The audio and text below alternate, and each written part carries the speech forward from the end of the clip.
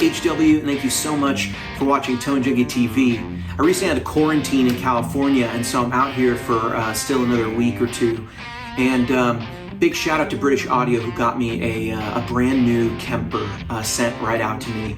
If you need anything Kemper related, stages, cabinets, anything Kemper, really call Shane and the guys at British Audio. They really are, they're great guys. They're good friends of mine, and really appreciate them getting me a stage out so quickly.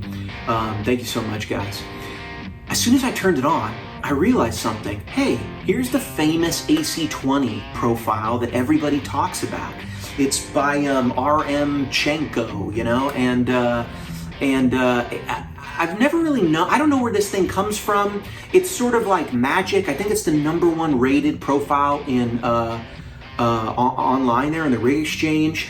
It gets recommended like more than any single profile probably ever. At this point, it's the famous, you know, AC20 profile. And as I played it, I understood why. I pulled this old guitar out of my closet that I had been keeping here in the Bay Area in California. Kind of just one that never made the journey with me. And it's just a Les Paul Jr. From, I don't know, the aughts or something. And pretty much stock, except I put this little bridge on it.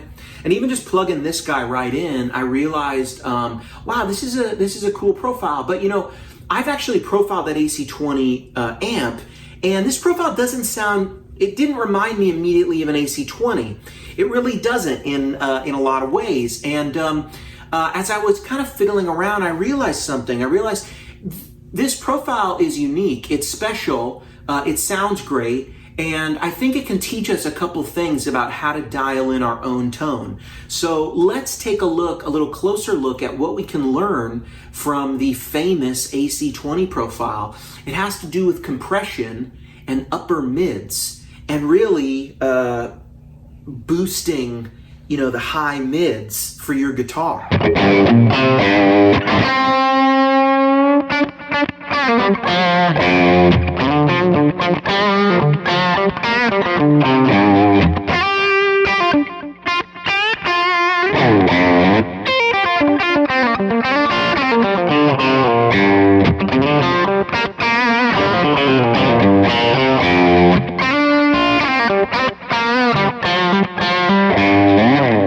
So the proper name of the profile is 2011 More Gain AC20 by RM Pacheco. And let's look at this. Let's look at this EQ. So at bass, we've got plus, you know, about a half, 0.6, plus 1.5 on middle, treble, and presence. Get the glare out of there, and it's a little bit down on the presence.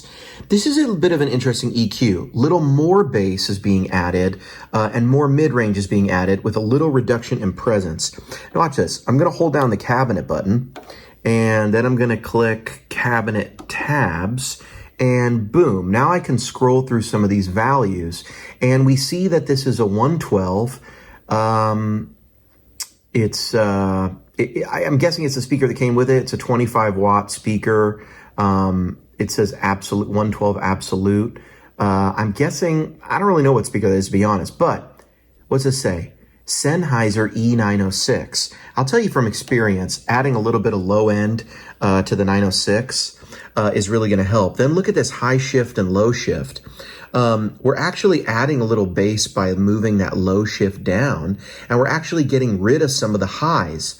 This profile to me really does not sound like a 906. I'm very familiar with that microphone. I've used it on a lot of profiles, and I'll tell you, it doesn't even sound like a dynamic microphone, and those are really the reasons why.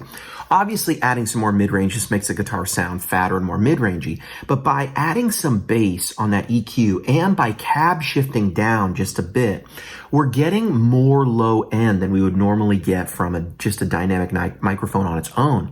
And by reducing the presence and shifting the highs down a little bit, we're actually getting rid of some of that present-y top end that we might get.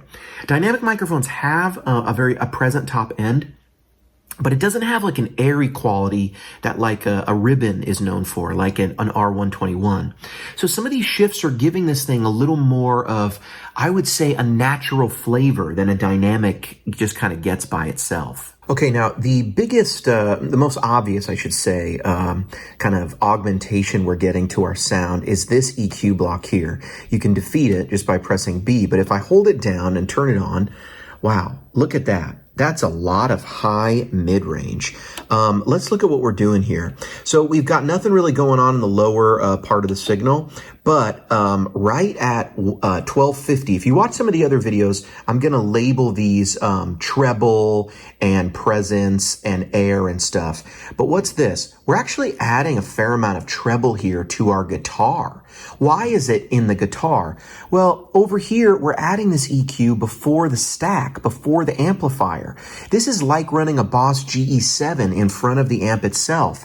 We're adding some high mids, 2.8 decibels. That's a lot, but holy cow, 7 decibels of treble?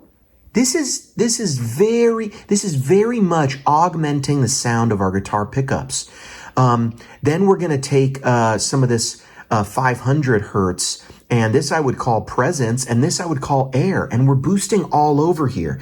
Now let's combine that with the fact that we're boosting a ton of high end, but we're getting rid of some presence here. And then back in the cabinet section, we're taking a little bit of high shift down. To me, this doesn't make sense from the perspective of this isn't a normal strategy I would go about. I wouldn't normally say, hey, with the Kemper, you should really boost a lot of treble in front of the amplifier and then, shelve that treble with a cabinet adjustment or move down the presence. Because what is it doing? It's really tricking the Kemper into thinking you have a brighter guitar than you do. In fact, in some of those clips, if we listen again, I'm going to play them again right now, you kind of notice actually that my Les Paul Jr. here with a P90 sounds a little more Telly-esque than I would anticipate.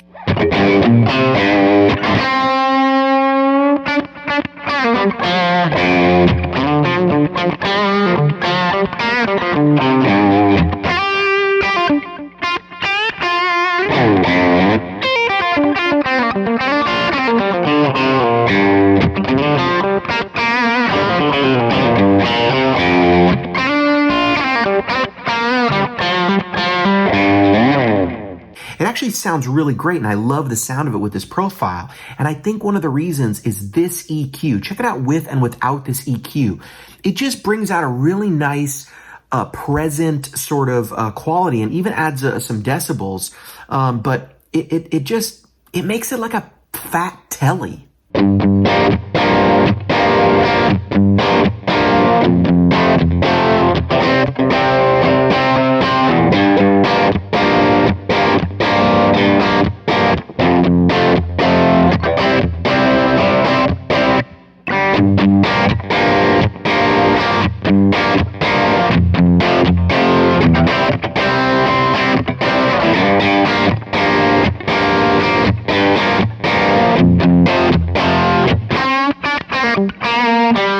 To me, that's a very noticeable difference, and I really like that it gives it a single coily kind of Fender quality. It really brings out the presence, and actually, to me, you really sort of hear some of that sizzle that this profile has when you add in that EQ. Now, I would suggest to you, grab that EQ and steal it, because I'm actually going to steal it and put it in the Tone Junkie Tone Tools, and maybe we'll refer to it as, the famous EQ or something, or the famous AC EQ, because that's a cool trick.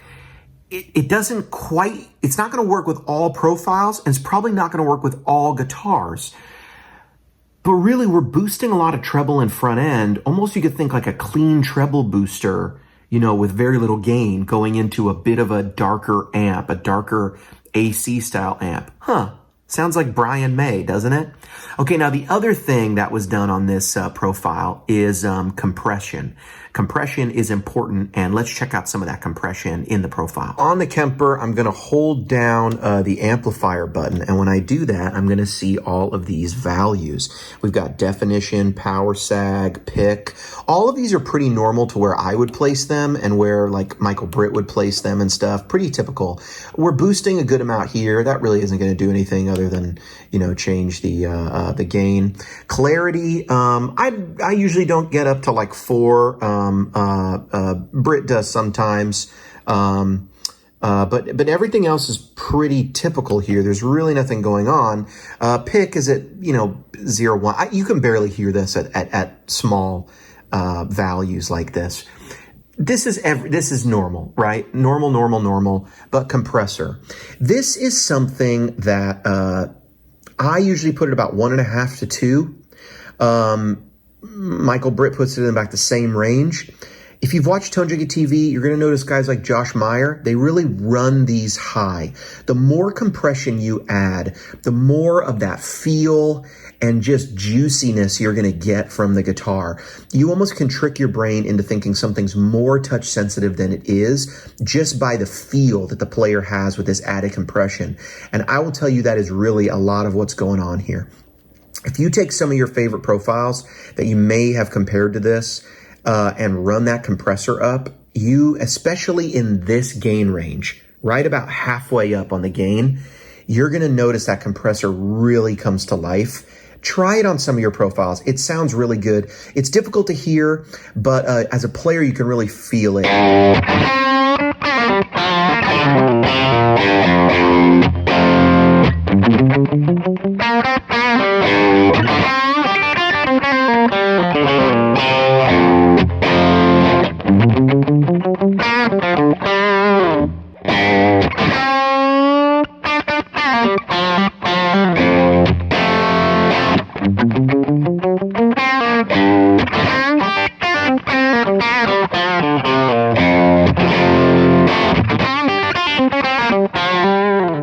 Well, there you have it, guys. That's a little look at the famous AC20 profile, the infamous profile, the highest rated profile on the Rig Exchange, and for good reason. It's a great profile, but I think we've learned a couple things.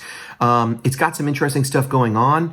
Some light EQ adjustments, which can be looked at. Obviously, adding more mids is always beautiful. I remember having this conversation with Michael Britt.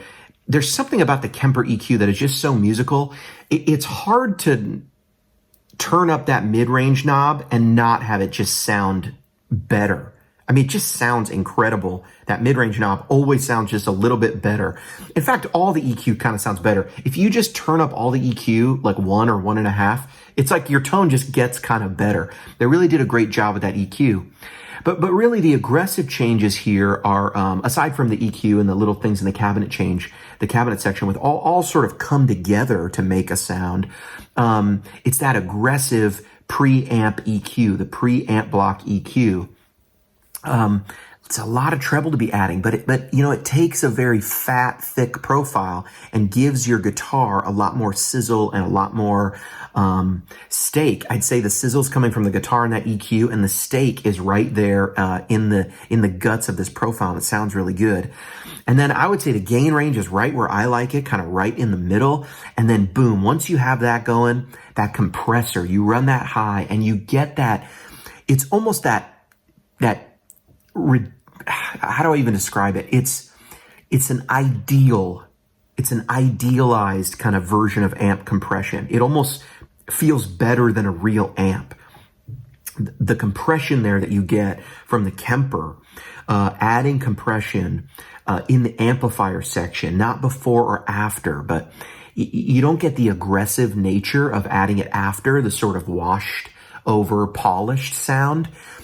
Which is great for mixing and it's great for finishing off a product. But as a player, compression behind the amp doesn't quite give you that juicy feel that you get from it before the amp. But before the amp can often even out your dynamics in a way that actually removes some of the touch sensitivity. And touch sensitivity and that compression that we have with tubes is why we love tubes so much. We love the way they compress, how our softer notes come out cleaner, but still audible, and our louder notes distort without peaking too much in volume. That is really what we call touch sensitivity as guitar players.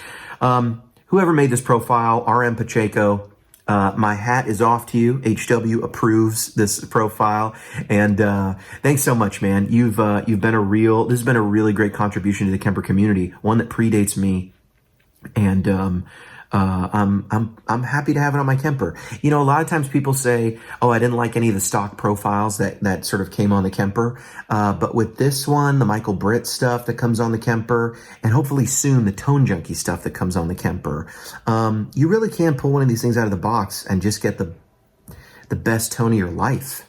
I've been HW. Thanks for watching Tone Junkie TV. HW out.